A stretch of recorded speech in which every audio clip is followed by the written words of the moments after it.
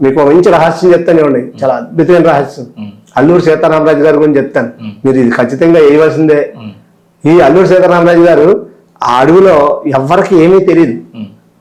మా గురువు గారు చెప్పారు, అందరూ ఏం తెలుసు పాపాలకు పండించుకోవటం, కట్టెలు తెచ్చుకోవటం, వండుకుంటూ తినడం తప్ప ఏం తెలియదు.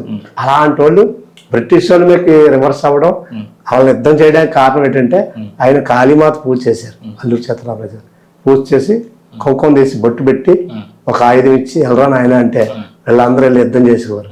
మొత్తం ఎవరు ఎంతమంది వచ్చిన బాణాలతో కొడేసేవారు. వీళ్ళు ఏం చేయలేకపోయేవారు బ్రిటిష్ వాళ్ళు. బ్రిటిష్ వాళ్ళ దగ్గర ఉన్న వాళ్ళు కూడా మనోళ్ళే, కానీ చేసిన ఆలోచించారు.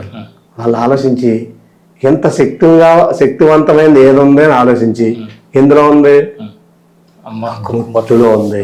ఆ బొట్టు తీయించడానికి విదేశాల నుంచి ఫండ్స్ వస్తున్నాయి. అర్థమైందా? బొట్టు తీసేయడానికి, బొట్టు తీయించడానికి విదేశాల నుంచి ఫండ్స్. అదనమాట. అంటే బొట్టు తీయించడం కోసం అంత ఫండ్స్ కూడా పెడుతున్నారంటే చూడండి, ఒక్క బొట్టు కోసం. చూసారా, బొట్టు మీద ఎన్నో చర్చలు జరుగుతున్నాయి ఇప్పుడు. కానీ అసలు బొట్టు విలువ ఎవరికి తెలియట్లేదు. ముఖ్యంగా తెలుసుకోవాల్సింది స్త్రీలు. ప్రతి ఒక్కరూ బొట్టు పెట్టుకుంటే వాళ్ళ అపారమైన శక్తివంతులు అవుతారు, లేకపోతే శక్తిహీనులు అవుతారు. వాళ్ళు ఏం చేస్తున్నారో వాళ్ళకే తెలియకుండా నశించిపోతారు. జాతి మొత్తం నశించి అంటే పోతున్నారు కదా. ఇప్పుడు అమ్మాయిని ఎంతమంది చూసాను ఈవేళ, వాళ్ళందరికీ ఎవరికి బట్టలు లేవు.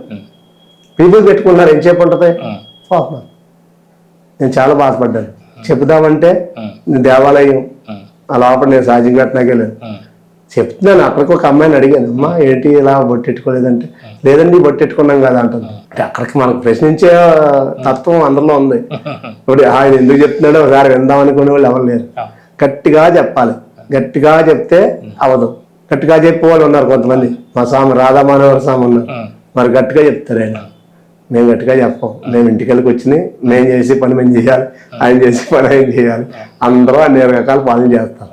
అని మేము ధ్యాన మార్గంలోకి మంచి ఉత్తమ మార్గంలో వెళ్ళడం కోసం తయారు చేయడానికి మేము మా పని మేము చేస్తున్నాం. వాళ్ళ పని వాళ్ళు చేస్తున్నారు, ఎవరి పని వాళ్ళు చేస్తున్నారు.